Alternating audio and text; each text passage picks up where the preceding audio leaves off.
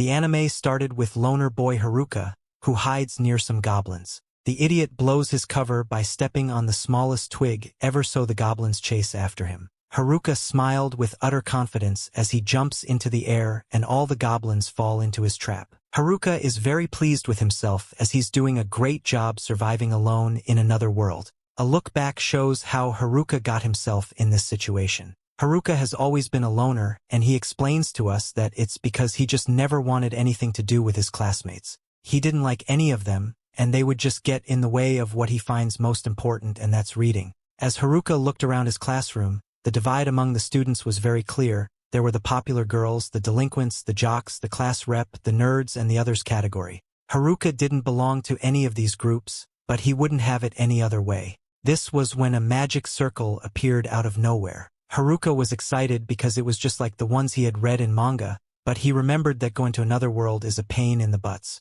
The heroes in the manga always ended up having to be around a bunch of people, but that sounded like torture to Haruka. He tried his best to get out of the classroom, but it didn't go so well. All the other students panicked as the magic circle expanded, but Haruka cleverly escaped through an air vent. Unfortunately for him, the magic circle chased him up there, and he found himself in the generic white void place. How look exactly what to expect from reading so much manga. He wondered where the typical king was and when his daughter, who was beyond the reach of any nerd, would show up. Some old guy frantically signaled to him, so Haruka realized that this guy was some sort of god. It turns out that the teleporting was first come first served, so Haruka's classmates were teleported already and Haruka was left behind. Haruka was allowed to pick his status and skills just before being sent to his new world. A giant board appeared with all the options, but Haruka was disappointed about something. This was the first time the old god summoned so many people, so all of the cheat skills were already taken, and only the worthless ones were left.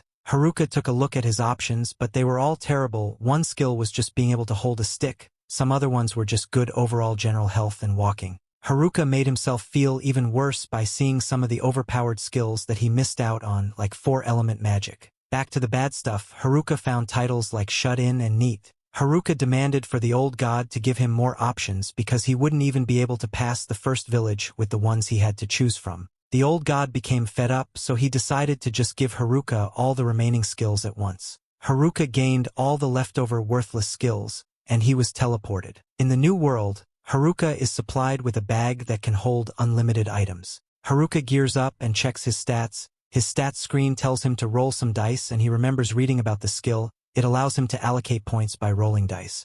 Haruka curses the old guy for giving him such a useless skill, and he rolls the dice. He rolls a double M, but Haruka has no clue what that means. He assumes the worst as he thinks that M stands for masochist. However, his stats screen just tells them to choose which stat he wants to add to. Haruka doesn't think that raw stats will help him survive with his terrible abilities, so he chooses to put the points into luck. His strategy is to completely ignore a balanced build, and instead he will just max out luck. Just then, Haruka realizes that the M stood for max because his luck stat is now maxed out. Haruka surprised when he notices that he has 2 extra skills and C of useless abilities. He assumes that it's because he was summoned alone. Haruki's loner title means that he's the loner with no friends and he cannot form a party. His servitude skill allows him to command others, and it was given to him because of his loner status. That's pretty cool, but it also means that Haruka has to say goodbye to his dreams of having a harem. Haruka wonders where all his classmates are,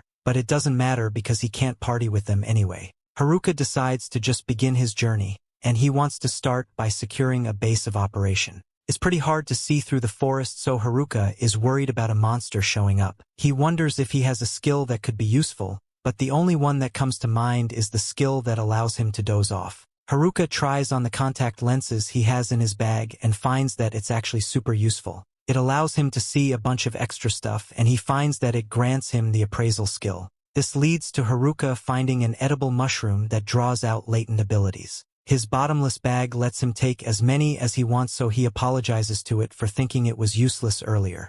Haruka chugs down some water, but he hears something in the distance. This sound leads him to a cave, and he prays that he doesn't find a monster. Haruka's bag came with a bunch of camping stuff, so he decides to make this cave his base. He uses temperature magic to light some twigs on fire, and determines that the leftover skills are actually pretty useful. Haruka checks his stats again and finds that his temperature magic leveled up, which unlocks fire magic. Haruka worries about what he will do if a monster appears because he can only smack it with the sticker right now, but he just ends up falling asleep. The next day, Haruka wakes to find everything is okay. He has items that repel monsters and his shut-in title protects his living space. Haruka can now use fire magic to start fires, so he cooked himself some breakfast. He had some beef jerky in his bag and he had some of the mushrooms he found the day before. The food is delicious. Haruka is very grateful for his villager starter bag. It's more than just a villager bag though, so Haruka thinks it's more like a bag for a survivalist. Haruka heads out to find more food for later, but he knows that the main concern right now is how to protect himself from monsters. Just then Haruka finds the last thing he wanted to see: two goblins. They are small fry monsters, but their stats are higher than expected. Haruka wonders if he can even win, but he realizes that it doesn't matter because you will have to learn to deal with monsters one way or another. Unfortunately, Haruka doesn't think that his stick will do much. Haruka does have a skill called wrapping, which allows him to wrap all sorts of things with magic and grants various effects. This seems to make his stick stronger, so Haruka is determined to surpass everyone even without any cheat skills. Haruka begins his first attack ever and he brutally beats down on the first unsuspecting goblin. The second one tries to attack him, but its moves are pretty lame and Haruka easily dodges them.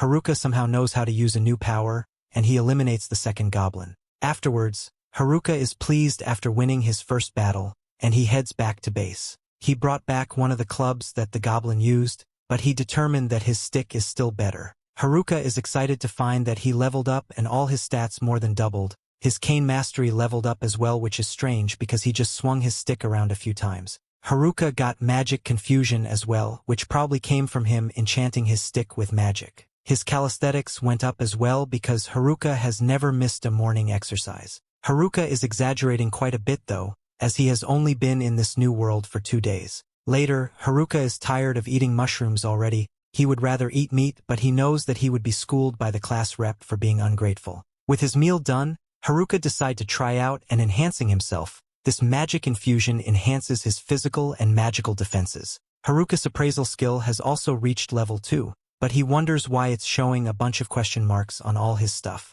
Haruka decides not to overthink things and he leaves. He celebrates as the force blesses him with something already, but he realizes that it's just another mushroom. Haruka searches for meat that might grow out of trees, but he remembers that he's supposed to be practicing his magic. Haruka finds that his enhanced body is much lighter, so much so that it feels like he is teleporting. That isn't all, as his dexterity is insane now too. Haruka finds a more powerful goblin, but he easily defeats it. He takes out another, so he is confident that he could defeat even a group of 3 of them now. Haruka actually runs into a group of 3 goblins, but he's a coward, and he decides that he has had enough fighting for the day. Haruka recaps his day, which consisted of his goblin battle and magic studying at night. On day 5, Haruka succeeded in defeating a goblin with the single strike, and he decorated his base with some fancy stuff he made with magic. Haruka is once again pretty pleased as his life in this new world is starting to come together. That night, Haruka chases a meaty rabbit as he's desperate to eat some meat. Just then Haruka detects her presence and he instantly determines that it's not a goblin. It turns out to be his classmates, but Haruka is disappointed to see that it's the delinquents. Haruka would rather not get involved with them, but he senses that another group is in the other direction. His clairvoyance still allows him to see who it is, but he's horrified to see that it's the popular girls. The jocks are also rapidly approaching. The nerds are nearby too, but after talking to them from time to time in his old world, Haruka would rather take a pass on seeing them. That just leaves the class rep and her friends. Haruka knows that it would be best if he had some friends in this harsh world, and he has known the class rep since grade school. Haruka decides to at least say hello, but he stops himself. He realizes that he feels really free and isolated right now. He can live the way he wants without anyone butting in, and he wouldn't exchange that for anything. Haruka makes his final decision, which is to conquer this new world all alone. He then ducks into a bush to keep himself hidden as the delinquents approach, and one of them could have sworn he heard someone in this direction, and he's closing in on the bushes Haruka is hiding in, but as he checks inside all he finds is the bunny, so he and the others continue walking. Haruka is relieved that they didn't find him, but he decides to follow them so he can figure out if they are planning something. He listens closely as the delinquents have a highly intellectual conversation about their class VP's chest, and Haruka is disappointed because he thought he would at least learn something useful from them. With no laws to stop them, Haruka is a little worried about what the delinquents might do to the girls, but he's sure the class rep will put a stop to whatever they are trying to do because she always does. However, Haruka soon overhears the delinquents talk about using a mirror called Tenica phrase ability so they can do whatever they want. The delinquents then get up to head back to camp and Haruka can tell that they are up to no good, but he can't bring himself to intervene because that would require social interaction and he's firmly against that. He heads back to his cave and starts grilling some mushrooms, but then he notices something that completely devastates him. His loner skill just leveled up, meaning even his status board recognizes him as a loner. This is probably because he chose to avoid his classmates, but still it's not the worst thing that could happen. If anything, he would like to level up more because his overall level is still only 3. The main reason for this is that he has 2 skills that he can't level is Jack of all trade and dummy skills. To be honest, he's not even sure what the skills do. Jack of all trades probably means he will be good at most things he tries, but he will never be able to become a master any particular craft, and that's pretty straightforward. But as for the dummy skill, the best explanation Haruka can come up with is something to do with puppets, but he's not sure about it. He decides to give up on trying to figure out for now and just eat his dinner, but he still really wishes he had some meat. Haruka calls it a day and goes to bed for the night, but as he's trying to get some sleep, he hears a huge ruckus outside and he can't just ignore it, so he gets up to figure out what's going on. As he left his cave, he was expecting to see the delinquents up to no good again, but to his surprise it was actually the nerds this time.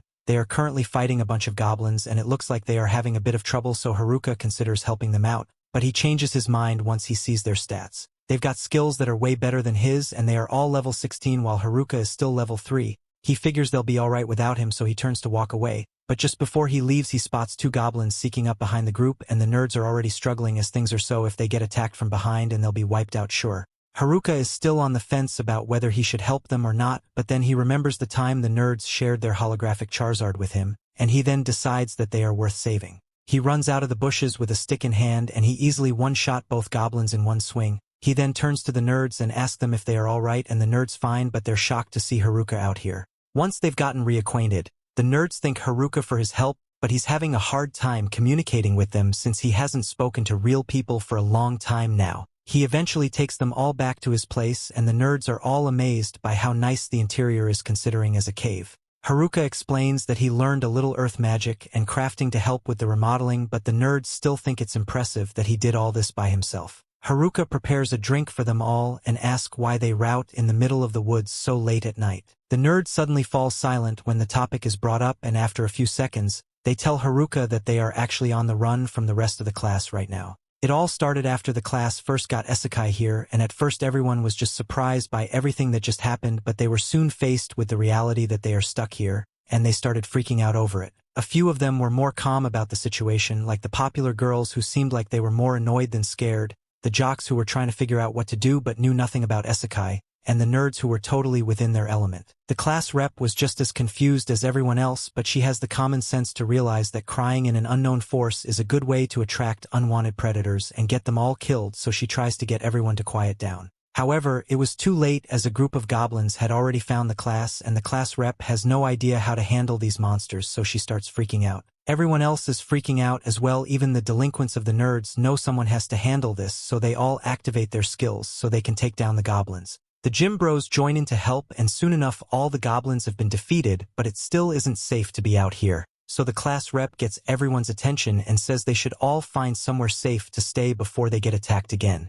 A little while later, the class settled on setting up camp by the river, and the nerds took it upon themselves to teach everyone how to survive in this world with all the Ecchi knowledge they possessed. The duties were evenly divided among all the members of the class and everything seemed like it was going well until the popular girls suddenly said, "Nah, we don't want to do any work." The class rep tried to convince them that the work was necessary and all they had to do was help set up the tents, but the girls just didn't want to bother with it, and since the popular girls weren't doing anything, the delinquents decided that they would be lazy as well, leaving the class rep and the nerds to do all the work instead. On top of that, the nerds went out of their way to handle all the monsters that would try to attack the camp, and while it seemed like a lot of work, they had to do this for their own sake. Back in the White Room, the nerds saw 2 particularly disturbing skills get chosen. One was the charm spell that grants control over people, and another troubling one was the puppeteer skill, which pretty much does the same thing. They knew that one of the delinquents possessed the puppeteer skill, so the nerds wanted to level up quickly in order to be able to defend themselves against the delinquents.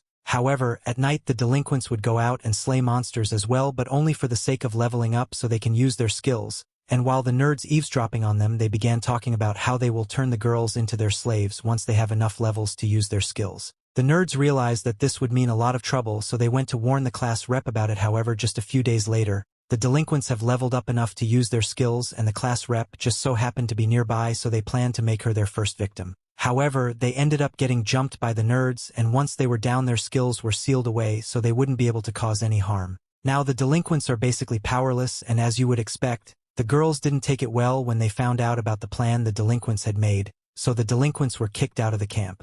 That would have been the end of it, but the delinquents petty, so later that night, while the nerds were around and beat them up, the delinquents attacked the camp just to mess with everyone and ended up burning everything to the ground. Once there was nothing left, the delinquents retreated back into the forest, and by the time the nerds returned to camp, they were devastated to discover that all their hard work had been destroyed. The popular girls somehow blamed them for all the destruction and were giving them a really hard time for antagonizing the delinquents. The class rep stood up for them and reminded everyone that the nerds are the only reason they've been surviving out here so far, and the nerds appreciated the class rep having their backs, but they couldn't spend another minute and a camel full of such ungrateful people, which is why they all went on the run. After hearing the whole story, Haruka feels really bad for them, so he decides to host a feast of mushrooms for them that night. He actually enjoyed spending time with other people for once, but by the next day, the nerds had to leave because they plan on heading downstream to find a village and start their lives as adventurers. They offered to let Haruka join them because they consider him a friend, and while Haruka thinks of them as friends as well, he still has to decline their offer because he believes his trash skills would only hold the nerds back. With that said, he's also a bit worried about the situation of the class camp, mostly because the class rep is still there and she's the only other person in the class that he likes, so he decides to go check it out. Along the way, he randomly runs into a cobalt and the thing bites him a lot, but ultimately, he manages to kill it and continue his journey. By nighttime, he arrived at the riverside where the class camp should have been, but surprisingly the place is totally deserted. He assumes they must have moved somewhere else, so he uses one of his detection skills to pick up some footprints and follows them until he eventually comes across the popular girls.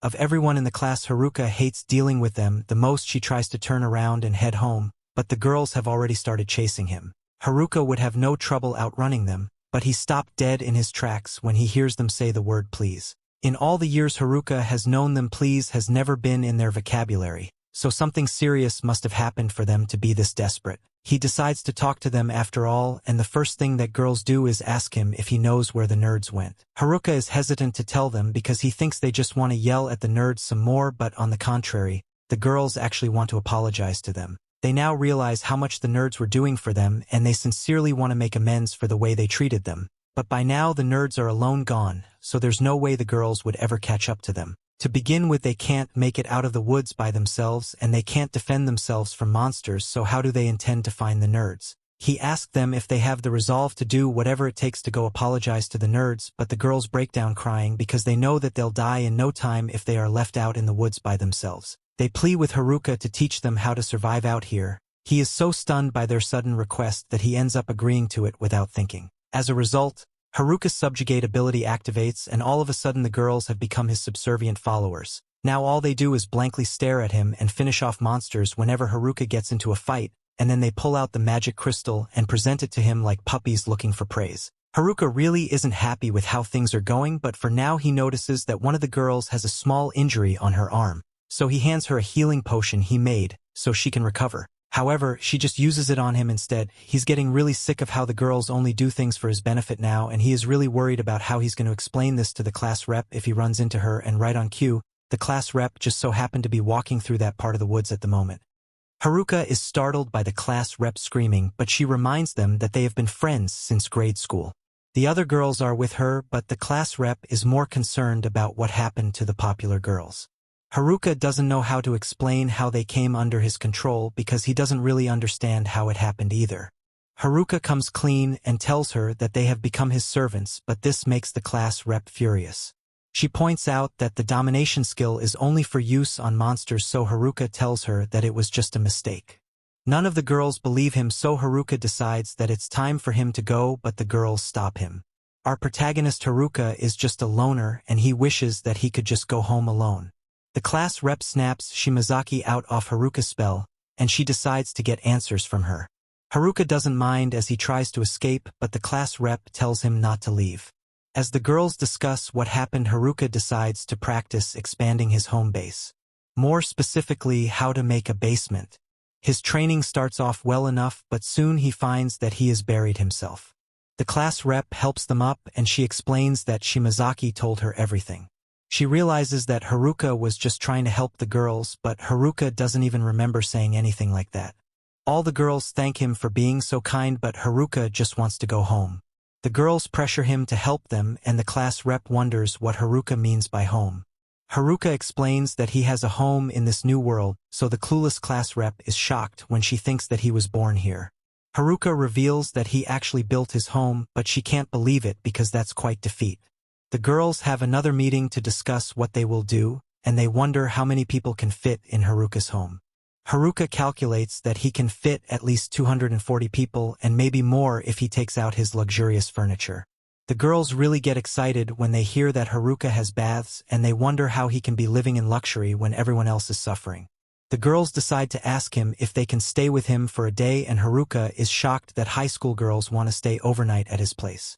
Haruka can't believe that they're being so scandalous, but the class rep points out that he's the only perv there. Haruka leads the girls to his house, and they are amazed to see that he even has a path that leads to it. It's so impressive that the class rep wonders if he even has a convenience store, but Haruka explains that he was going to make a pharmacy first. The girls arrive at his home exhausted, and Haruka welcomes them. Haruka has made a ton of upgrades to his home, and the girls can't believe how luxurious it is. Haruka of course directs them towards the kitchen, but the girls are more interested in the restroom. Our protagonist is shocked when they all disrobe and hop right into the bath, so he thinks that living too long in the forest has turned the girls into savages. Haruka is actually quite happy to finally be alone, but he knows the only loners could understand this happiness. The class rep arrives to thank him because the other guys left all the girls alone and they were worried. Being around Haruka has calmed them down, and so has all the amenities in his home. The class rep is upset because she couldn't do much for the group, but Haruka points out that she has done plenty. She didn't do as much as the nerds, but Haruka explains that those guys never went outside in the old world and they spent their entire lives preparing for this moment by playing World of Warcraft. The class rep feels much better, so she thanks Haruka, but she realizes something. After coming to this world, Haruka has a home food and he can even defeat monsters, so that makes him even weirder than their nerds. The class rep goes to sleep with the other girls, but Haruka doesn't think that he will be getting any rest tonight. The next morning, Haruka's woken up by a girl who tells him that breakfast is ready, but he just wants to sleep for a while longer. She asks Haruka to get up for her, but he doesn't think that's something she should be saying in this position. Haruka's stunned to learn that she has made fish for breakfast, and he almost knocks her unconscious. Haruka takes one bite out of the delicious fish and he cries because it's been so long since he has had anything so good. The class rep can't believe that he's getting so emotional from eating fish because he lives right next to a river, but Haruka explains that he hasn't been able to catch any fish himself. They are too fast and slippery, so he has just been watching all the fish while eating mushrooms by the river. One girl shows them how she uses lightning magic to stun a bunch of fish in the water all at once, and Haruka asks her to show him again. The girl prepares the attack again, but this time Haruka wraps the lightning magic with his packing skill. This allows Haruka to move the magic, and he uses it to stun and capture some fish. Haruka celebrates as he has also learned the lightning magic skill. He isn't really sure about how he was able to do it, but he explains to the girls that by using his packing skill on magic, he can get whatever elemental magic it is. This seems pretty overpowered to the class rep, so Haruka determines that even the worst skills have some use. It's pretty incredible to the class rep, but Haruka reveals that he just got stuck with all the worst leftover skills. The girls are planning to find a nearby town, but they want to level up first. Haruka agrees that they need to earn some levels if they want to continue hunting the nerds, but the gossip girls point out that they just want to thank them. Haruka agrees to help the girls level up, so he has them all tell him what level they are. He is shocked, however, when the girls are all over level 16 while he's still just level 7. Haruka tells the girls that their training will start with fighting some kobolds that just happen to appear. It's a group of easy level 3 monsters, so the girls are confident that they can take them out. Unfortunately, the girls are the ones that just end up getting knocked out. Afterwards, Haruka is happy that his Magic 10 is able to expand, but the girls have taken advantage of this by gathering there to have a review of their battle. The girls leave, but the purple-headed girl from earlier stays behind. She apologizes for her behavior in the morning and reveals that she was just testing Haruka. The other boys tried attacking her before, so she wanted to see if Haruka was the same as them.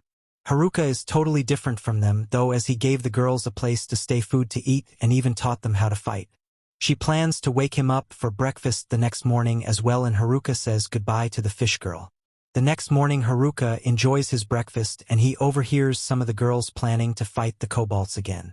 The class rep arrives to tell them that they aren't ready and they need more training. After training against some goblins, the girls feel like they are ready for their rematch.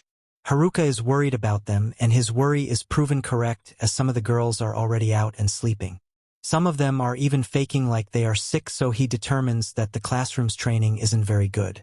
Just and hope is restored as a few of the girls team up to defeat the kobold.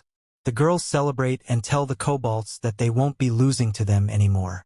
Haruka is more relieved than ever because this means that he will be able to go back to his loner life. Just then he is shocked when the class rep is happy because they can all go together with Haruka to the town. Moments later the girls prepare for their journey and Haruka has the purple-haired girl fill her bag as much as possible. The class rep says that they are going overboard, so Haruka decides that he will just have to leave purple hair behind. The girls begin their journey, but Haruka tells the class rep that there's no telling what might happen. He is optimistic and declares that they just need to keep their wits about them. Elsewhere in the forest, another student runs for his life. Eventually he trips over the tiniest pebble ever, and he is found by the person he was running from. He says that he doesn't have the skills that the person is looking for, and he begs for his life. The mysterious person doesn't listen to his pleas, and justice strangles him until he is no longer alive. Back in the forest, Haruka continues his journey out of the woods to escort the girls to the nearest civilization. But on their way they encounter a massive level 11 orc. Haruka tells the girls to stand back and watch how he fights so they can learn as well. With that he charges forward with his tiny baby stick while the orc swings its massive club down to smash him. But its surprise, Haruka suddenly vanishes from right in front of him. In reality Haruka is hiding behind a tree and laughing at how slow the work is. He remembers the nerds telling him that orcs have high resistance to physical attacks and can only be defeated by using magic. Haruka scrolls through his status screen to find good magic to use against the monster, and he notices that he has something called the Grand Magic. Haruka notes that he learned the wind, water, and earth elements by using the packing magic in various ways like vacuum cleaning and pulling the ground, and he becomes happy at how smart he is. Just then Orc breaks the tree he's hiding behind and starts attacking him. Haruka jumps back and tries to dodge everything and then gets behind the orc and strikes it with this tiny baby stick. However, to everyone's surprise, the orc takes a lot of damage and ends up hugging the ground with its last breath. Haruka thinks about how orcs are supposed to have high physical defense, and the girls look at him with the suspicious face as well. Haruka says that he will take the next one down using magic, just like how the nerds hold on to. The next time they come across an orc, Haruka creates a fireball in his hand and gently throws it at the monster's head. This makes it explode on the spot, and Haruka one-shot to another monster. Haruka wonders what's happening, and the girls complain because there's no way they can learn anything when he keeps one-shooting monsters. Later that night, they all camp outside and enjoy some roasted mushrooms, while Haruka creates a trap using earth magic for everyone's safety. He thinks about how his tent has monster repellent and is equipped the presence detection magic as well, so the girl should be safe for the night. He starts planning their route for the next day, so he uses his map skill, which evolved from his appraisal and contact lens skills. He looks at it and thinks that they should follow along the river, but then he suddenly detects someone's presence. He notices that there are some humans walking towards them, and he worries that they might be the delinquents. However, to his relief, it turned out to just be the dumb jocks. Meanwhile, the class rep notices Haruka talking to them and decides to eavesdrop on them.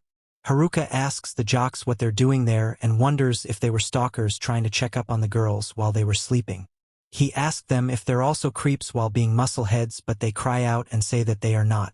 One of them says that they're not there for the girls, they're there for him.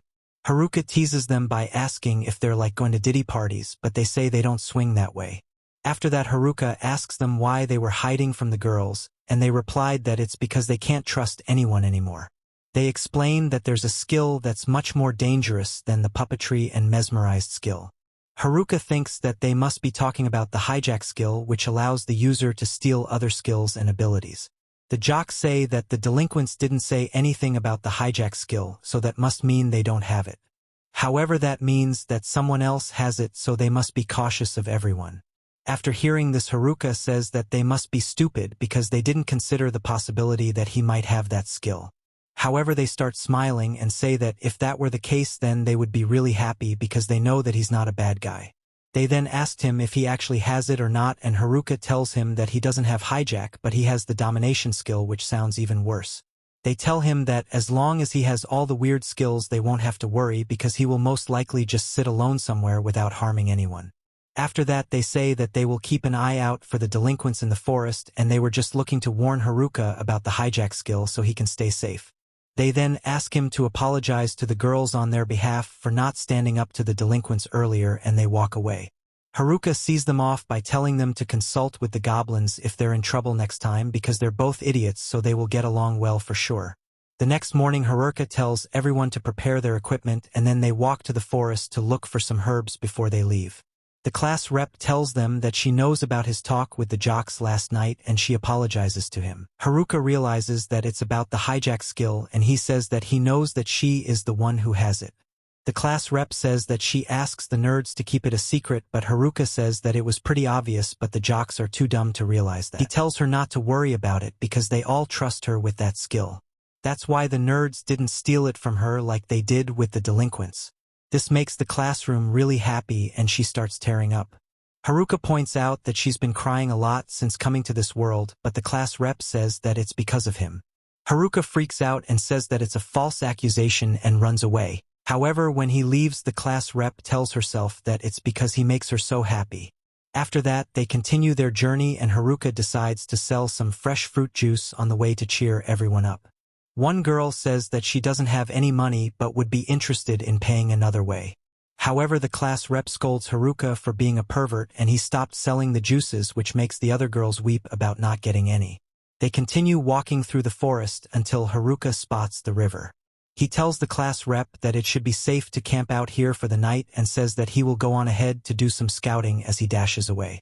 While running, he enhances his physical strength and uses weight magic to make himself lighter. He gets a good view of the forest from above, but then he realizes that he doesn't have a way to land safely, so he falls to the ground with his ass at 1 HP. Haruka then goes back to the camp and gets scolded by the class rep for being reckless. Haruka is a clever guy, so he tried to make up for it by saying that he picked up some fresh fruits to make more juice.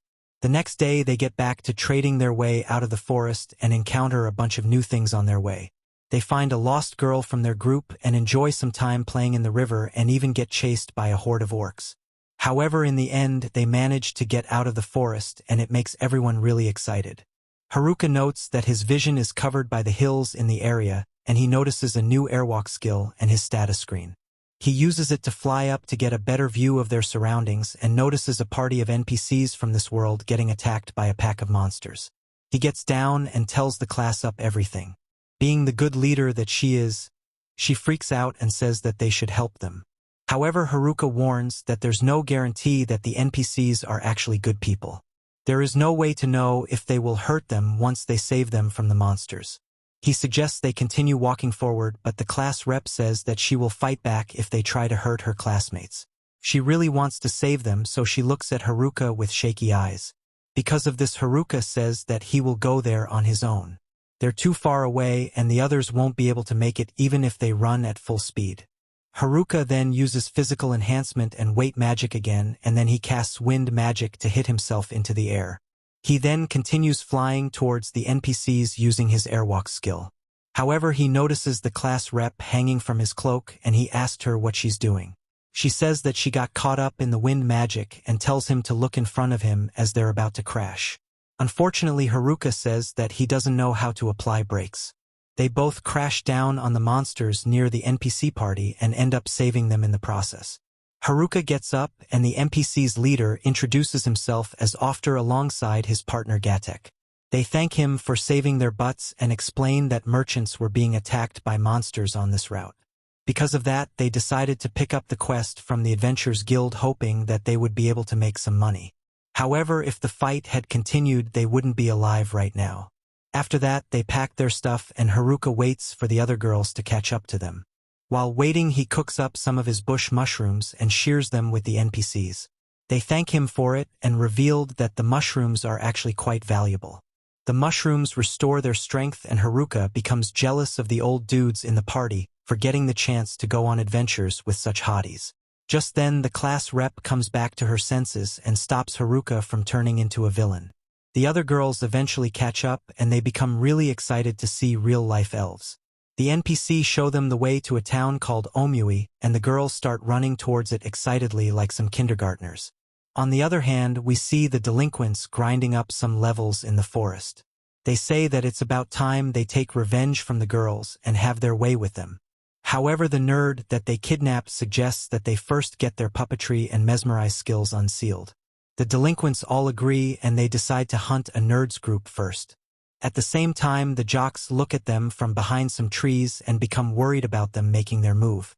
On getting to Omui town, it appears that the girls are unable to hide their stinky, lousy personalities. They soon arrive at the market and cannot stop looking at everyone in surprise and admiration. It is as though they had never seen a fellow human before in their past world. The class rep seems satisfied with the fun-filled environment and warm welcome. As the girls get themselves buried and distracted with the valuables of the city, the class rep reminds them that they still have stuff to do. Despite this, they still stupidly fantasize about how the buildings look like cakes and how they are attractive and might be edible. Their class rep quickly saves them from going crazy as she affirms that the buildings are not edible. The class rep calls out for Haruka, who on the other hand is chilling with a coconut drink under a shield. She gets very upset and storms towards his direction to scream out her lungs. After this, summons the girls in a jiffy with a whistle and then instructs them on how they would firstly be visiting the Adventurers Guild to register as adventurers, after which they would sell off everything they have acquired so far and then settle in an inn.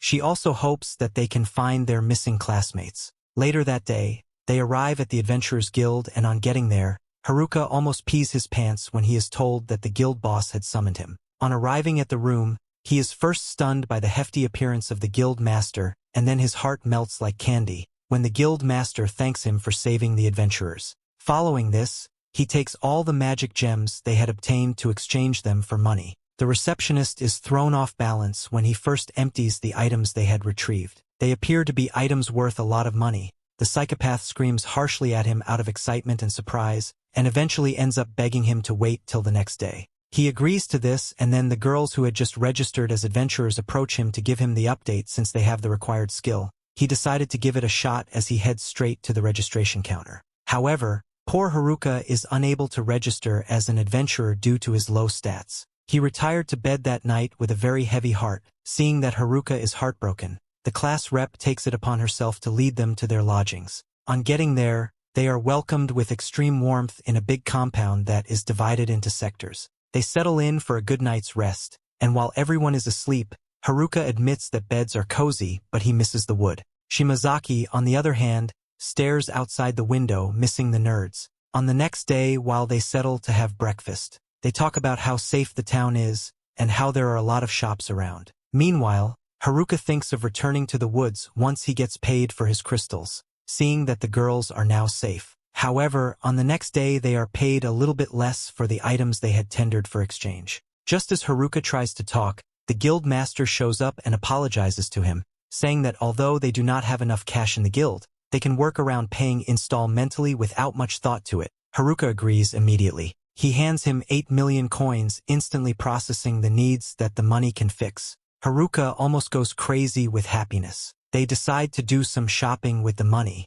One of the guild adventurers then volunteers to lead Haruka to a place he would love. However, the moment our loner boy hears the word love, he begins to paint different mischievous pictures in his head until class rep's interruption. He tries to get the thought out of his head until he finally gets to the place he is supposed to love. On getting there, he throws a fist when he finds out that it is just an old weapons store. He wonders if the adventurer lacks common sense. Meanwhile, it is the other way around. Haruka is dumb and does not see the need to purchase any weapon to aid his leveling up. He manages to examine some of the wares and begin to understand the use of each item. Just when he plans to purchase some specific items, His plans get ruined, and then he ends up mistakenly combining items that are worth more than the amount of money he had made from the crystals. The store owner begins to shed crocodile tears until Haruka begs him to take every single dime he has earned. Having given all his 8 million coins to the store owner, he returns to the inn. On the next day, he is sick with worry and tries to think of a way to earn more crystals.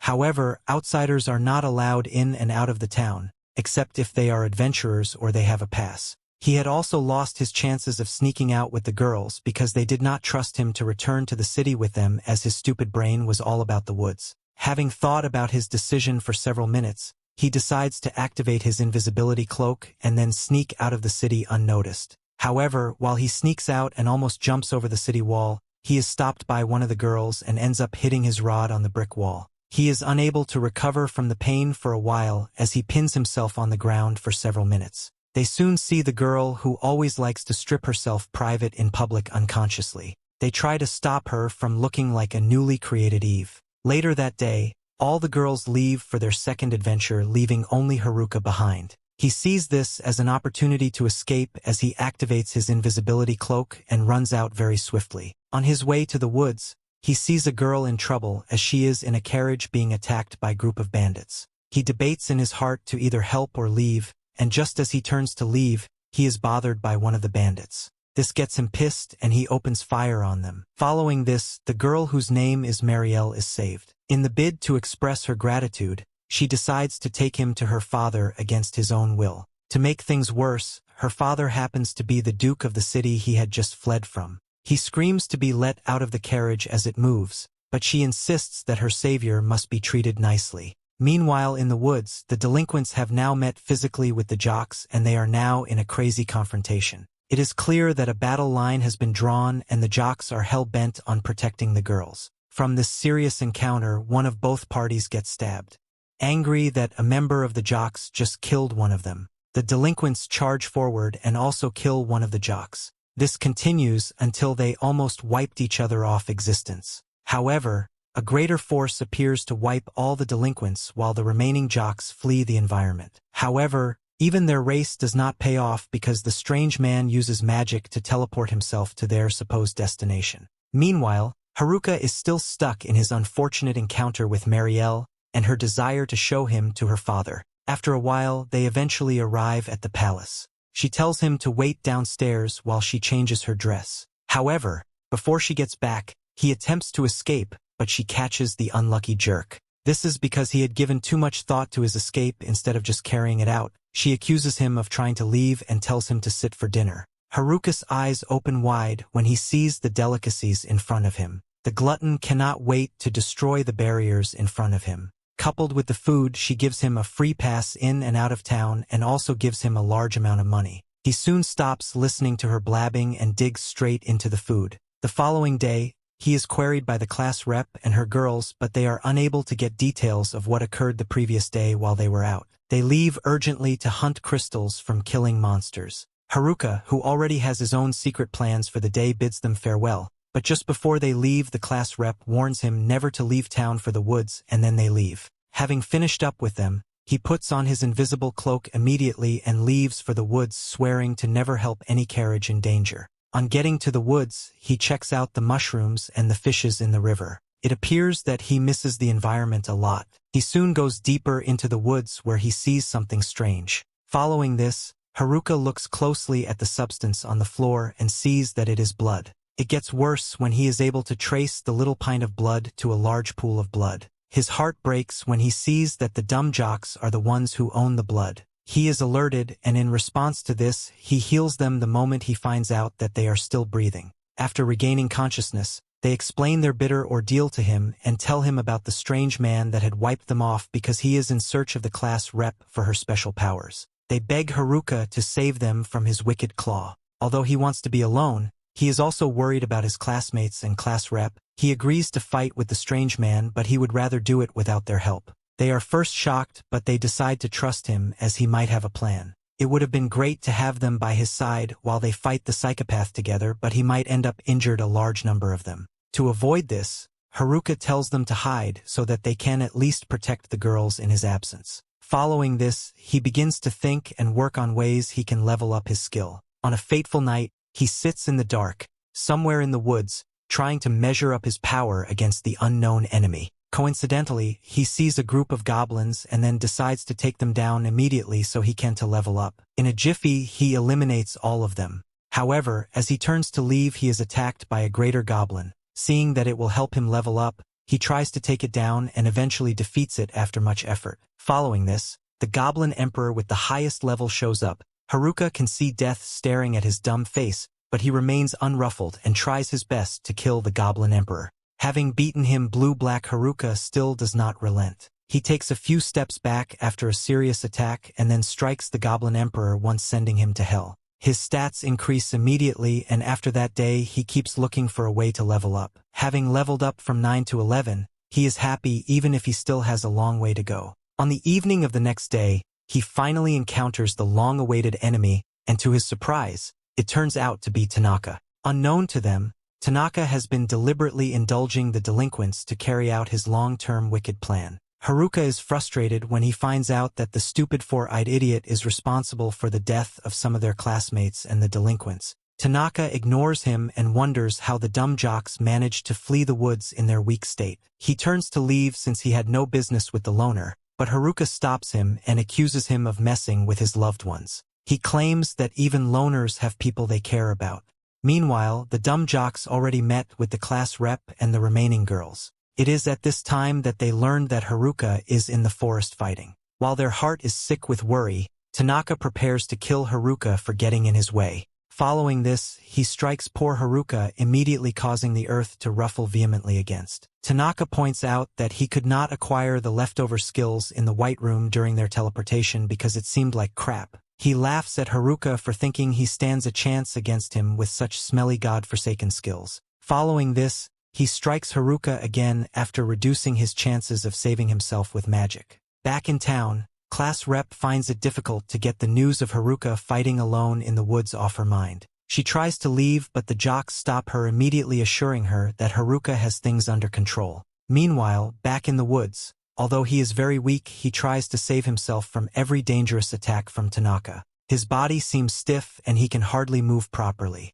Seeing that Haruka is not completely weak, he decides to go harder on him. He pauses for a second and asks Haruka when he had started suspecting him. Haruka then states that it is quite obvious that he had something up his sleeve because it is strange for a loner like him and a mathematics genius to group up with troublemakers. Tanaka had always thought he was just a stupid bookworm. He never knew Haruka had a bit of smartness in him. Following Tanaka's question, Haruka demands to know when he started planning his wickedness. Apparently Tanaka had missed out on hijack skills aside from every other skill. Furthermore, he had things all figured out, and as soon as he got his interference skills, he decided to use it on the delinquents so as to use it against them later. Following this, he attacks Haruka powerfully and tries to blast him off with a fierce fire attack. However, to his surprise, Haruka absorbs all the fire energy almost immediately. Tanaka finds it hard to believe his eyes. While he is in confusion, even Haruka is also in confusion because he doesn't really understand how the absorption works.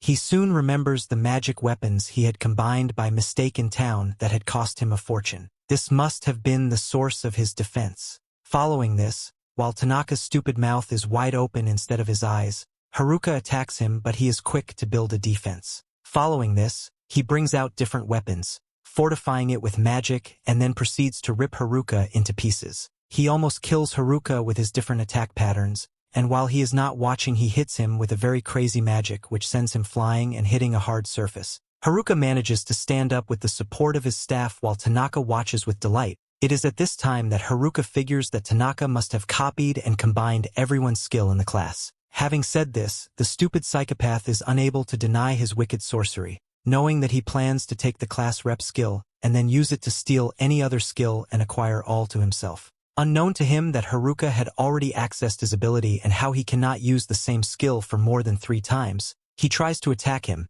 It is at this time that Haruka points out his trick. Although the idiot is very hurt, he tries to maintain his sanity and still continues to attack Haruka with his best skill. To end him, he uses his most valuable skill, which is the death skill. The moment it hits Haruka, he falls to the ground, immediately pretending to be dead. The moment Tanaka sees that he is glued to the ground and without life, He plays with his head and leaves after laughing out loudly. However, he had only taken a few steps when Haruka's voice stopped him from moving any further. He almost loses his cool when he sees that Haruka is alive. Apparently such a skill did not work on him because he is different from the others. Tanaka finds it hard to hide his irritation. After cursing Haruka out of pain, he tries to attack him again, but Haruka blocks it effortlessly. He gets even more frustrated as they both clash magics. Thinking he had gotten Haruka, who only goes silent for a while, he sighs in relief, but soon goes crazy on hearing him talk again. It's as though he can no longer stand Haruka's existence. He remembers how boring classes used to be and how his classmates are too dumb to reason like him. When the teleportation happened, he did see it as something interesting, and there his quest to enjoy himself and grow stronger and better than anyone else began. However, all that is about to be ruined by a mere idiot with the worst skills. He strikes Haruka again out of envy and anger, and with this he finishes up Haruka for real this time, striking him with a sword that pierces through his skin numerous times. However, the good loner refuses to be taken down by the wicked loner. He is quick to heal himself and wakes up to slap Tanaka's face, stating that he is too full of himself. Haruka destroys him once and for all and then walks away casually. With this, Tanaka falls to the ground dead. While he walks away feeling very weak, he thinks of the class rep and everyone in town, probably waiting for his return. He apologizes to them in their absence and breaks down on his way, zoning out completely. However, before he loses his wretched, lonely life, the nerds show up from nowhere to help him. It appears that they weren't dead after all. They claim to have heard, when they returned to town, that he was alone fighting in the woods, so they couldn't delay their intervention any further. They all head back to town together, where he sees the rest of his classmates who welcome him warmly, and some of the girls forcefully drag him into the inn for a long bath. Following this, the proud girls finally get the chance to apologize to the nerds for picking a fight with them and sending them out of the camp.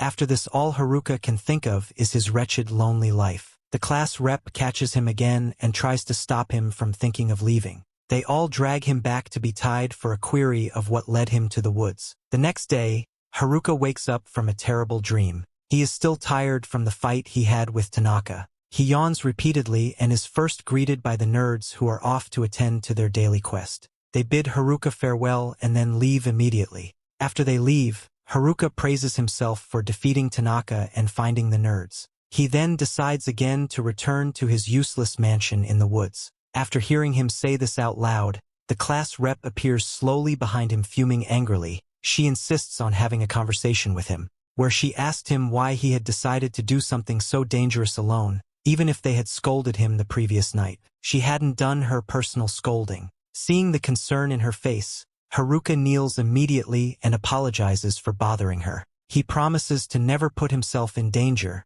such that she will get extremely worried about him again. Hearing this, she beams a smile and turns away immediately. After she leaves, Haruka is traumatized and desires to spend time alone with himself. Remembering what the nerds once told him about an item they had retrieved from the dungeon, he decides to get to the dungeon to get it for himself. They had told him that it can change people's minds and opinion about him once it is used. In order to make the girls comfortable with any stupid decision he sets out to the dungeon. Meanwhile, in the palace, Marielle's father is worried that they have less merchants to take down threatening monsters. In response to this, he subjects himself to excessive work towards resolving the problem.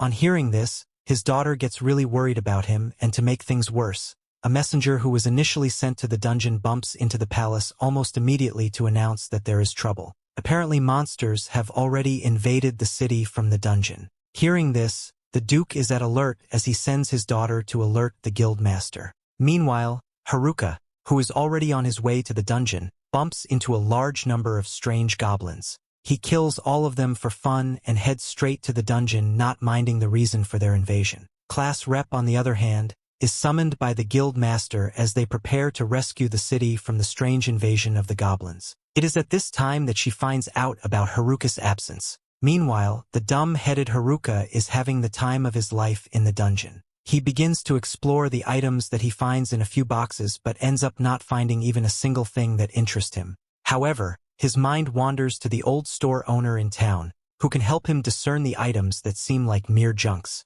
On his way back to the town, he is welcomed by questionable faces of the guild master, class rep, and the other's classmate. The moment she tells him about the invasion of the monsters, he tells her how he had killed a mob of them on his way out that day. Their mouth is all open wide as they find it hard to believe their ears. Haruka is commended but also scolded for putting himself in so much danger. The girls are very furious, and the guild master makes him promise to behave himself as they might be visited by something worse in the future. After making his promise, he retires for the night. However, on his bed he is worried that his loner life might be in great disaster, as everyone around him seems to be interested in him. He feels imprisoned because everyone is now keeping their eyes on him. The foolish boy decides to intensify his search for the item that will make people complain less about his actions and like him for the jerk he is. On the next day, he appears at the old man's store. However, the man feels like he is in another trouble since Haruka is the one visiting, so he begs him to leave before he gets them into another mess. Haruka calms him down and says he is only around to ask a question. He asks the old man about the item that can make people like him, and he is told about the pheromone ring, which is found somewhere in the nearby dungeon. He also gives him details of it being somewhere below the 50th floor, as no one has ever reached it. It appears that Haruka will be unable to retrieve it without defeating the floor bosses that appear on each floor. Haruka's secret soon gets out to the girls, who demand explanation from him immediately. They double-crossed him on his way to the dungeon, asking him why he wants to get an item that would make everyone overlook his mistakes. To cover up his intention, he lies and says something stupid, but class rep is too smart for his trick. They follow him forcefully to the dungeon when he runs off from them. On getting to the dungeon, he runs even farther from the girls, telling them to turn back. Class rep warns him to be careful, but the fool is quite too confident about his stats and ability to save himself from trouble. In a short while, his hand mistakenly breaks through a wall that sends him falling all the way to the 100th floor. Class rep tries to save him, but her efforts are not work. Again, our stupid main character would have been paralyzed but for the magic he uses to stop himself from landing brutally on the hard surface. Having landed in the last floor, he tries to make his way back to the previous floor, but he is unable to use any of his powers to achieve that. He accepts his fate and decides to find the boss of the last floor. Meanwhile, the girls set out to look for him because they are sick with worry. Haruka soon encounters a very powerful dark magic, which almost squeezes out his lungs. After this, he stands face to face with the dreaded most powerful boss of the dungeon, who is at level 100. It is left for him to either defeat the monster or end up dead. Back in the town, Marielle's father is sick with worry. She reads the trouble in her father's face after serving him his tea. It appears that dark clouds are already circling around the outermost dungeon at the time. She is worried that they might face something worse from the orcs' attack in the future. Her father tells her to send word to the Adventurers Guild, instructing them to prepare themselves in case of emergency. While Haruka attacks the idiotic monster severally but he is unable to harm it, he steps back and decides to critically access it for a while. He tries to attack the monster again, but it appears that the beast is faster than he is. He does this several times, about 1,000,000 times, but his efforts are futile. However, on one strike the monster ends him with a single sword attack. He is unable to stop the attack, but he activates his healing ability immediately. It becomes more difficult for Haruka to stay alive as his magic stamina is now wearing out. However, he still tries to take control of the situation. He sees something strange about the monster, and it's the calmness of the creature. It seems different from normal monsters, and it is not attacking him as he had attacked it from the beginning. He notices that this is because it senses no bloodlust. Haruka tries to attack it again, but he ends up losing track of his target and having the monster sword to his throat. Afraid that he might die, he steps back a bit, and for the first time the monster laughs. It is at this time that he figures out that the monster is being controlled to fight against its will. He cannot help but wonder what kind of creature he is really up against. They clash swords again, and this time Haruka seems a bit stronger, and then he drives away the force controlling the creature. Following this, he moves closer to the creature and tries to finish it off so as to save it from being tormented by any evil spirit. However, he stops because he is filled with compassion, and just after this, his subjugation skills come into play. Having set the skeleton free from darkness, they become a team. He double-checks its stats and sees that the creature once has a name, and it's a girl. He almost goes crazy because he already has enough girls. They proceed out of the 100th floor to another floor, which is the final floor. Here they come across the floor boss. Haruka is worn out and does not really seem interested in fighting. He tries to avoid the battle and tries to move away with magic, but things get even more complicated when it turns wrong. Two other monsters appear from a different floor. He ends up beating them up and retrieving crystals from them. He also gives the skeleton whose name is Angelica an armor he had retrieved. Meanwhile, his classmates are still looking for him. They are already almost halfway to the 50th floor and still haven't caught a glimpse of him. At this point, they mistakenly awaken a dangerous monster on that floor. Back at the town, the princess goes to report to the guild master about the dungeon and how she feels things might be going wrong with the place. The guild master assures her of safety and also promises that they are ready if anything crazy happens. Marielle tries to cheer herself up and decides to take back their message to her father. Back in the dungeon, Haruka tries so hard to figure out a way to defeat the enemy before him. The floor boss soon attacks him without a prior notice, and in response to this he resets his weapon and prepares to strike back. He attacks the floor boss immediately going by his little plan, but it appears that it is not enough to get it out of the way. He then decides to make a thin wall to block the obstruction with earth magic. Following this, he sets the ball rolling while they go deeper into the dungeon. He begins to sense another weird energy and is forced to immediately take cover. It appears that they had just encountered another boss. Haruka almost goes crazy, but he manages to stand up against the powerful tricky boss. They clashed swords for the second time and then he remembers. Angelica is also by his side. With this, he gives her a little magic and allows her to take on the monster. They soon destroy the tricky floor boss and then they head on to the next floor. Meanwhile, Class Rep and the girls are trying to take down the crazy monster on the 50th floor. They seem to be losing their minds, but the jocks summoned on courage and then take it upon themselves to defend the girls. They soon come together to come up with the best way to eliminate the monster. Following their agreement, one of the jocks uses his burst acceleration skill to make things easier while the rest of them also contribute to the damage. They all combine their energy while Kakazaki leads the fight. However, their powers all combined are no match the crazy beast as it throws Kakazaki off balance. Following this, they still manage to defeat the crazy creature, and after which they all cheer themselves. They proceed to look for him, and on the other hand he is also fighting some terrible and crazy monsters with his newly found Angelica. Meanwhile, the class rep is more than determined to find Haruka and vows to do so no matter what. On the other hand, Haruka continues to advance deep into the dungeon with Angelica in her shining armor. While they climb the stairs, there is a slight earthquake in the dungeon caused by a large number of monsters walking somewhere. This earthquake causes the guard of the dungeon to be pissed at the fact that the class rep and the other students charged into the dungeon. Even after he had warned them about the monster stampede going on, he worries that something might happen to them, not knowing that he is about to be a feast for rats. Fortunately for him, he doesn't fit into their menu for the day and they just run past him. Taking a look behind him, he sees some really creepy slime monsters who find him tasty. This causes him to freak the hell out. Scared for his sorry life, he runs as fast as he can to the Adventurers Guild to report the incident to the guild master. Hearing his pathetic story, the guild master realizes that the day for the monster stampede is finally upon them. At this time, a variety of monsters including large orcs,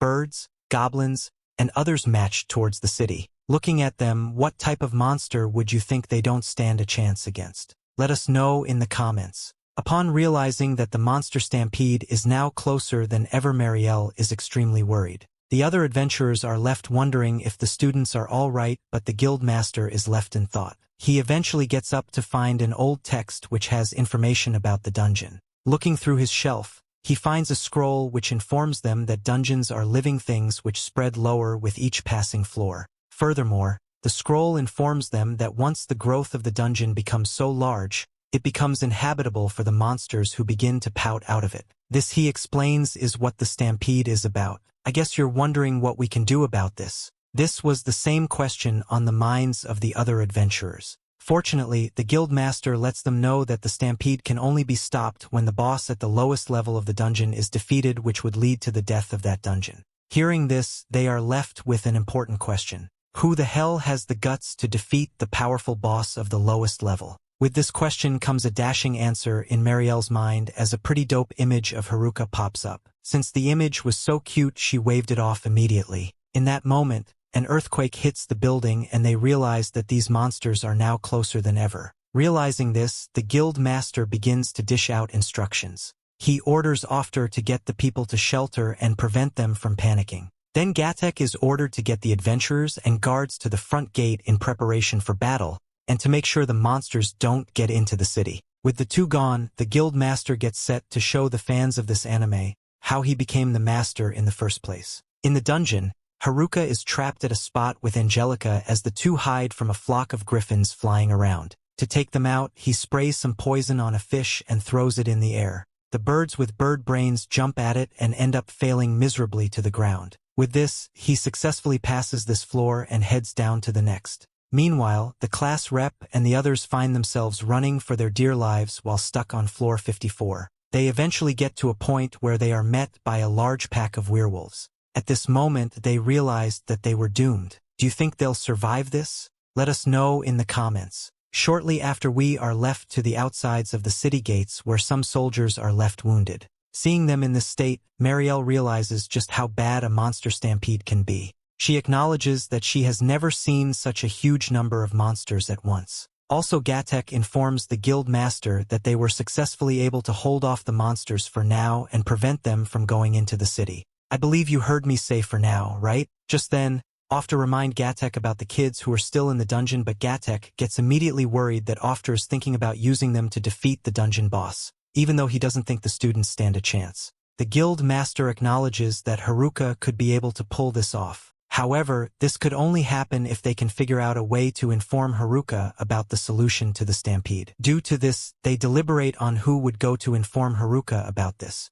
Without much thought, they all set their sights on Marielle, noticing that they are looking at her. She figures it's not because of her pretty face. Sensing the purpose, he immediately declines, pleading that they not let her go into the dungeon alone. She clearly isn't a fan of equality. Sensing that Marielle isn't cut out to be an independent woman, the guild master orders Ofter to accompany her. At first, he tries to bring up an excuse, claiming that they would need him in their next attack on the monsters, but the guild master lets him know that his weird goatee is no added advantage for them. With no other choice, he agrees to go. Later on, Haruka and Angelica arrive at a pond-like water world. While he admires the water, two fishes jump out of it to attack him. Fortunately, Angelica steps forward to strike them back into the water. Looking into the water, he realizes that the fishes are as scary as an angry mother. Since they were swordfish, their teeth were very sharp and figures that stepping into the water is not an option. Just then, he uses his ice magic to freeze them all up. When this happens, he is able to run past the water without any issues.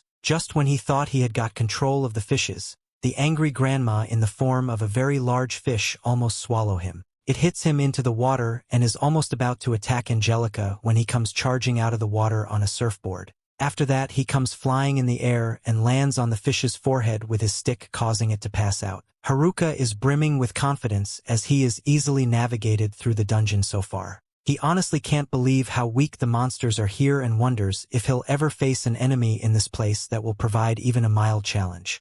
He reaches floor 79, where he comes across a statue adorned with a rare ancient relic. The relic is called the Ring of Boundless Fortune, and just as the name suggests, it brings happiness and repels misfortune for its user. It also significantly boosts the user's luck, and although Haruka's luck stats are already quite high because he's the main character, he happily claims it for himself. Later, on the 77th floor, he bursts through the walls like a hero and enters a secret room where he finds a Bengal relic inside a treasure chest. This relic is especially noteworthy because it carries the blessing of sublimating disaster, so Haruka gleefully adds it to his inventory as well. He then encounters a level 100 necromancer on floor 75 and defeats it with a simple fire spell, acquiring a necromancy jewel from its loot drop. So far, the rewards have made Haruka quite happy, and he expresses how much he is enjoying his dungeon life as a loner. With his current luck and skills, he feels no need to equip any of these relics, so he wonders if he should sell them all at the marketplace to get rich instead.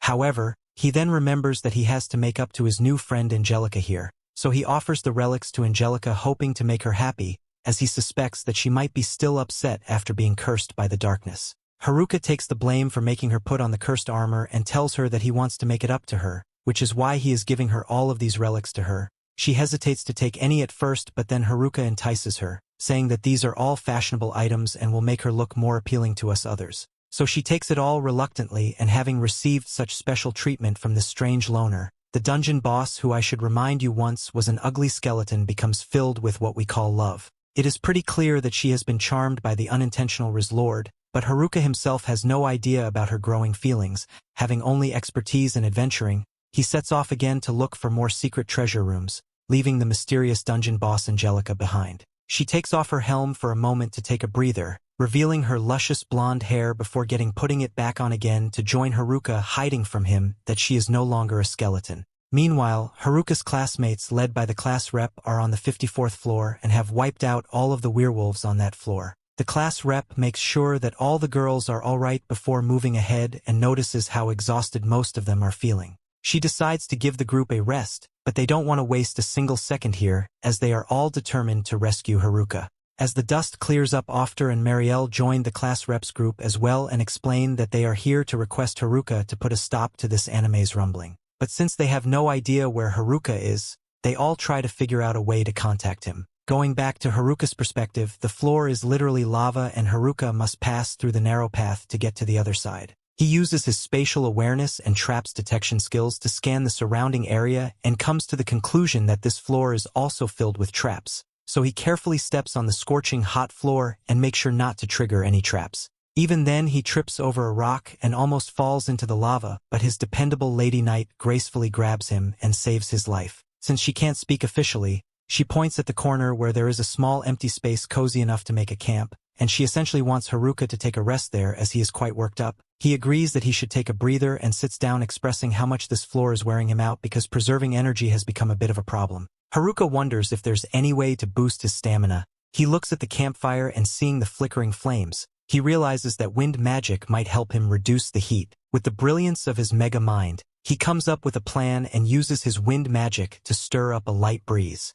conditioning the air just enough to give him some relief. The wind passes through a hole in the wall carrying his voice and reaches another hole at the class rep's location above on the 54th floor. Both holes seem to act as ventilation shafts, which is why the sound waves pass through so seamlessly. Although it's barely audible, the class rep recognizes it as Haruka's voice and excitedly moves closer to the hole, confirming that it's him. Using the hole, she communicates with Haruka and he realizes that this must be the same hole he fell through.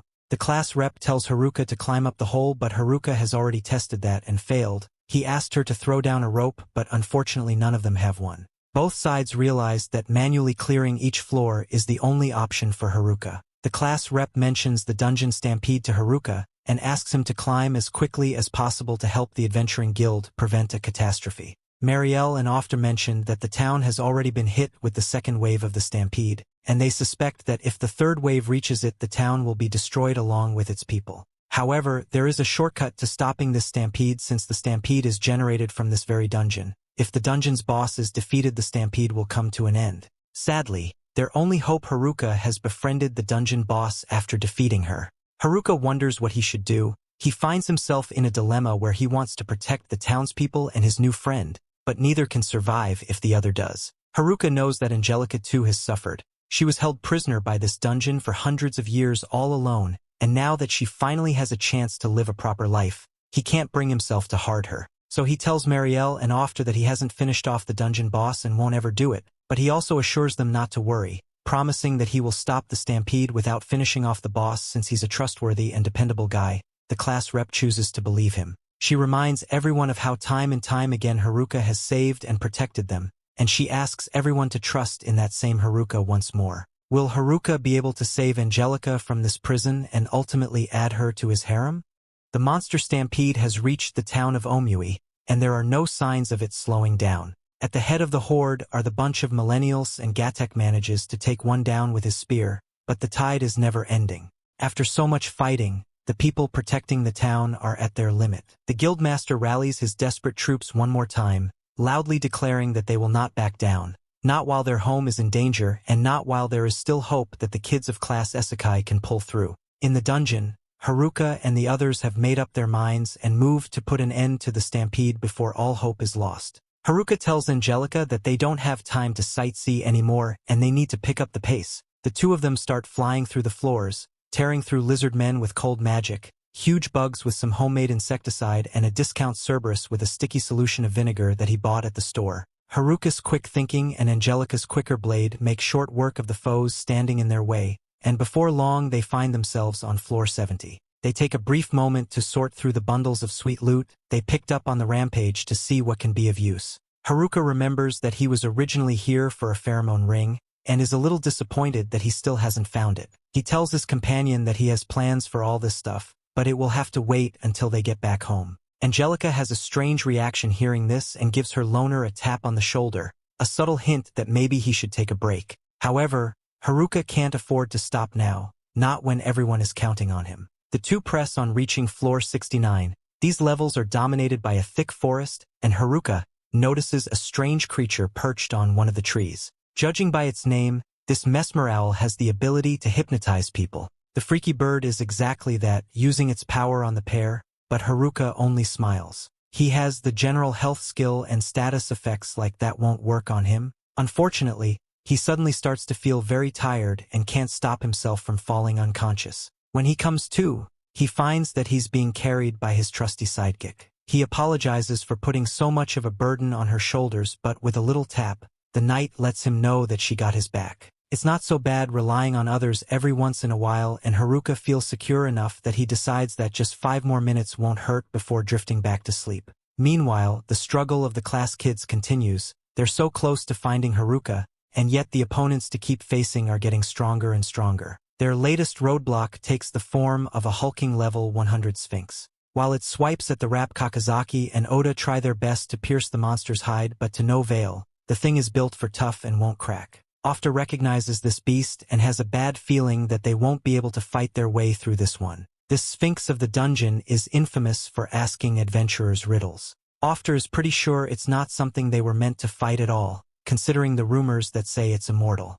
Morale is at an all-time low, and things only get worse when this Sphinx decides it's going to start firing its laser. By this point, Haruka and Angelica have reached floor 59, and thanks to the night, Haruka is feeling rested and ready for action. He says it's time to hit the next floor, but after one step, he nearly falls over the edge of a giant hole in the ground. The dungeon is old, and signs of decay like this only remind Haruka that he needs to be keenly aware. The floor beneath his feet could fall out from under him at any moment. His attention shifts to something above as his ability presence detection activates and senses something. Back with the class, things have become truly drier. The optimistic class rep is coming to grips with the fact that she can't stop the Sphinx no matter how hard they try, with no one able to even stand, let alone continue the battle. The monster sets its sight on her. It raises its paw ready to crush the rep, but at the last moment our boy Haruka swoops in for the rescue. Using the gauntlet he looted and infused with his glove, he manages to nullify the Sphinx's immunity to physical attacks. He drives his staff into its back and the monster roar is in pain. It may be level 100, but it's still just a middle floor boss and he's faced tougher. Speaking of tough, he told the monster it's time to meet his friend and the true boss of this dungeon, Angelica. The knight's blade cleaves through the Sphinx with a single strike, cutting its head off with ease. As the Sphinx falls, Haruka walks up to the class rep and awkwardly says that he's back. He's a sight for sore eyes, and the rep couldn't be happier to have finally found her favorite loner. The rest of the class are overjoyed that he's safe and sound, and they welcome him back. They may be a little annoyed that he made them struggle so much, but everyone is just glad that he's okay. The rep notices a strange knight behind Haruka, and as who his new buddy is, he's about to make introductions when suddenly the floor cracks and gives way. All of a sudden, the loner is plummeting into darkness, but he's been ready for this. Using the rubble and debris, Haruka leaps his way back up to safety. Others are shocked, but he tells them not to worry. Something as lame as falling to his death isn't the way he's going to go out. The dungeon plans to prove him wrong as the floor breaks once again, and this time Haruka isn't prepared. Luckily, the class rep jumps into action. The last time her loner fell, she wasn't able to save him, but this time will be different. She leaps to the edge and catches him before it's too late, telling Haruka that she's got him now and won't ever let go. Haruka smiles, saying that's not such a bad thing. Though finally reunited, their troubles aren't even close to being over. The hole he almost fell down has revealed the third wave of the stampede. When these monsters reach the surface, there will be nothing left of the town. Haruka has a plan though, as he turned to Angelica because he knows that she will be the key to stopping this. Marielle tells everyone to get the heck out of there and After makes the call to head for the warp gate. Haruka can't believe what he's hearing. He had no idea that there was a quick way out. After explains that there usually is when you're going down like normal person. No one's ever climbed up from the bottom before. As our heroes race for the gate, the class rep asks Haruka how he managed to defeat all the monsters to reach them. He tells her trying to fight them head-on would never work, but in this world the clever trick and a quick wick can get you far. Reaching the town, the classes discover that town, its brave defenders, are still standing. There is no time for hellos because the third wave is right behind them. What they faced before was barely a trickle in comparison. This new flood of monsters is titanic and threatens to sweep the town away. Everyone knows there will be no stopping it, and even the town folk cuddled together can feel the approaching stampede shaking the very earth. All hope seems lost, but Haruka turned to Angelica and gives her the signal. The knight stepped forward, unsheathed her sword, and drives it into the ground. A blinding light erupts from her blade, spading across all of town and the monsters. In a flash, the stampede vanishes, vanished by the power of the dungeon's true ruler. Haruka celebrates and says that it was all according to plan.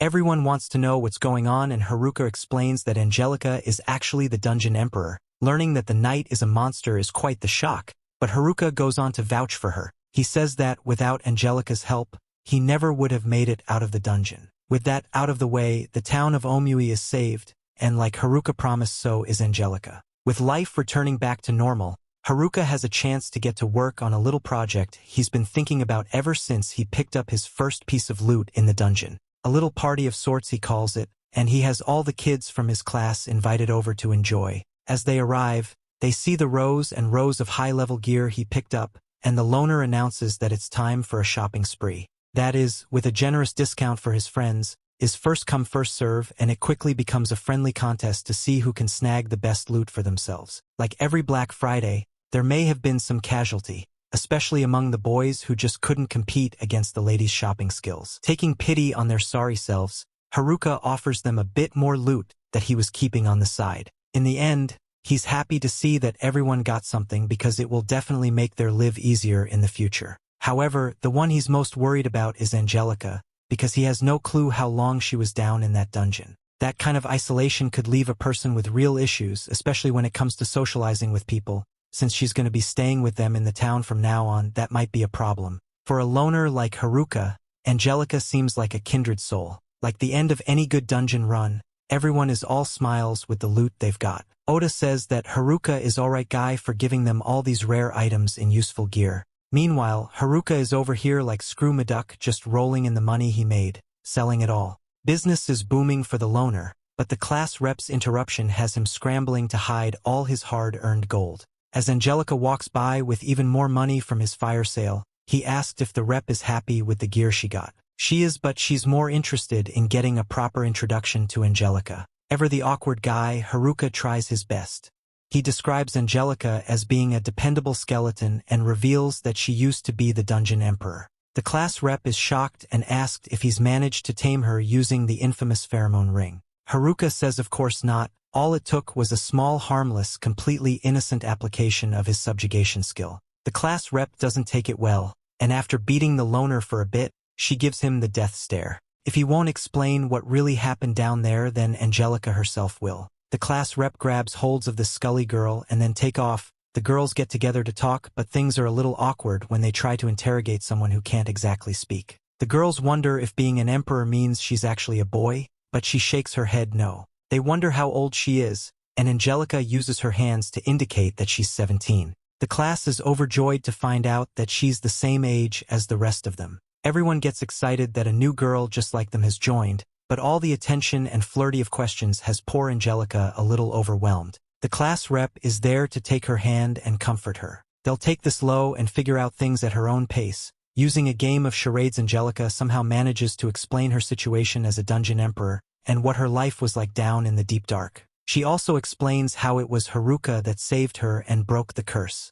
By the end, the class rep and the others have made up their minds. They're going to protect this cutie no matter what. First things first though, an obligatory bath scene. Angelica may be a bag of bones, but she's still a girl, and no girl can say no to a nice hot soak. The girls help Angelica appeal herself out of her armor, coming to terms with the fact that they're going to have to share the bath with a creepy skeleton, but they promise not to judge. As they remove the first piece of her armor, they quickly realize that there's no bones under all that steel. The more they take off, the more they are shocked. Turns out that Angelica is just a regular human girl. Meanwhile, the very lucky Haruka is turning in for the night. It's been a good day, but his mind is still preoccupied. He's bummed that he never managed to find that ring he wanted, but nothing treason up quite as fast as looking at all his stat numbers go up. He gained a whopping 6 levels during that whole ordeal, and a bunch of his skills were powered up to all new heights. Yet for all his strength, if it hadn't been for his classmates in Angelica, he would never have stood a chance against the Stampede. If he ever wants to truly fight on his own, he still needs to get even stronger. It's decided he needs to return to the woods. On day 33, Haruka goes to meet with the class rep. He tells her that he's heading back to the forest to train and relax, but the classroom has a strange reaction. She looks over at Angelica and, thinking back to what she went to yesterday, she's figured out that Haruka has no idea what kind of blonde bombshell is actually hiding under all that armor. So when Haruka asks Angelica if she wants to join him, the class rep has a mini panic attack. 2 teenagers alone in the woods is a recipe for disaster. Before she can think, the class rep jumps up and tells them both to wait. However, as she gathers herself, the class rep realizes how strange she's acting. She awkwardly tells Haruka to be good to that girl, but the loner doesn't really get it, and he promises that he will. The forest has always been his favorite, and Haruka is glad to have finally returned. He and Angelica decided to have a race, partly for the fun of it, and partly to help him try out some of his new moves. He tells the knight to keep up before blitzing off at blinding speed. Haruka's speed is incredible with his new skills, but hard to control. He comes creating up to the edge of a cliff and flies over the edge. Luckily, he's practiced falling enough recently that he knows what to do and land without a problem. Haruka realizes that he needs to work on his skills a little if he hopes to master them. Haruka says warn Angelica that it's slippery, but it's too. The knight comes plummeting down, but the loner catches her in his arms with ease. He's surprised that a skeleton could weigh so much, and the cum steam practically shooting out of Angelica's helmet. After finally reaching his old man cave, Haruka wastes no time diving into a hot bath. Making a joke, he asks if Angelica wants to join him and laughs it off. His laughter is cut short when Angelica takes him up on his offer. It takes a long minute, but the loner finally understands what's going on. He decides that they need to talk, and the one thing that would make this interaction less awkward is if they got into bed together. They end up doing that, and it turns out that Angelica is pretty shy. So shy that it's making Haruka feel nervous. He asked if she can talk, but the young girl has been down in that dungeon so long with no one to speak to that she just lost the use of her voice. It takes a lot of gesturing and waving of the arms, but Angelica manages to explain how she ended up this way. It's true that she is to be nothing but bones in a cloak. However, the curse armor she put on restored her flesh in order to activate its curse. Then that the bangle they found negated the curse, allowing her to remove the armor. It becomes apparent that all the rear items Haruka gifted her each had an effect that eventually culminated in Angelica regaining the life and body she had lost. In essence, it's because of Haruka that she's now whole again. This also explains why she's so attached to him. Haruka isn't sure that that attachment is fair for her because she doesn't owe him anything and says that she should do whatever she wants to do now that she's free. She doesn't have to stick with him out of a sense of obligation. For Angelica, however, his words sting. She's more than just grateful, she wants to be with him more than anything.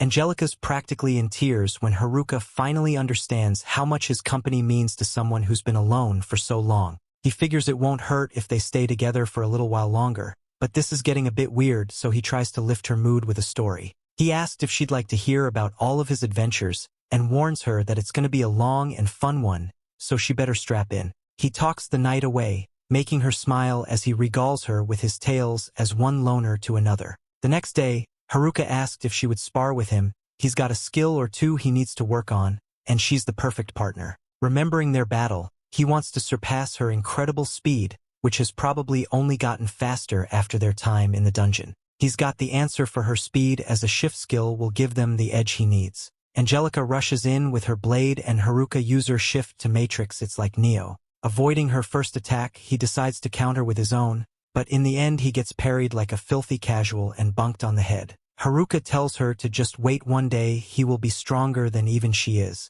After gathering a bunch of fish from the river with his little lightning trick, the two decide to have a tasty hot pot. They prepare the meal together in the kitchen, and though Angelica has faced many opponents, she's never faced a fish before and looks at the thing like it's about to bite back. Haruka slides in real smooth and shows the highly skilled swordswoman how to handle the knife. By the time Haruka's done chowing down, Angelica seems to have something on her mind. She grabs his hand and drags him to the bed without a word. Turns out that Angelica just wants to give him a massage as a small thank you. Haruka is delighted until he discovers just how awful she is at it. She may be giving it her all, but it's truly impressive just how she manages to hit all the wrong spots on his body. By the end he can barely stand, but he does his best to put on a straight face, and Haruka says that he never had a better massage in his life. Afterward, they head outside to gaze at the night sky. Haruka can only imagine how hard life has been, having known nothing but battle, but he sees how hard she's trying to make progress. He tries to cheer her,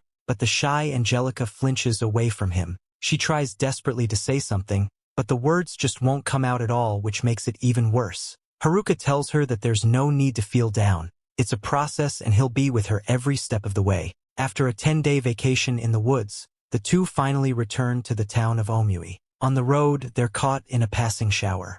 Haruka takes Angelica's hand and they run through the rain together. Reunited with their classmate, everyone immediately knows that something is up as they notice that the two heroes are scandalously holding hands. The girls pull Angelica aside and want to hear all the juicy gossip until the class rep rescues her. The boys try to give Haruka a hard time for spending so long alone with a cute girl, and he has to chase them off. He tells Angelica that it's all right if wants to stay and chat, he's gonna go for a walk. As he leaves, however, he hears a new voice asking him to wait. As he turns around, he realizes that it's Angelica trying her best to get the words out. Though it's a struggle, she eventually manages to say thank you.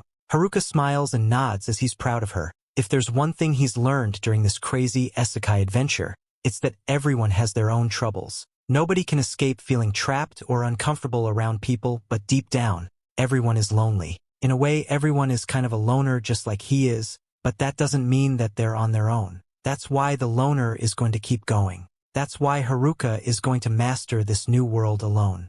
And with that, we have come to the end of this season. Stay tuned for more amazing anime. Don't forget to subscribe to the channel and activate the notification bell to receive all the latest updates.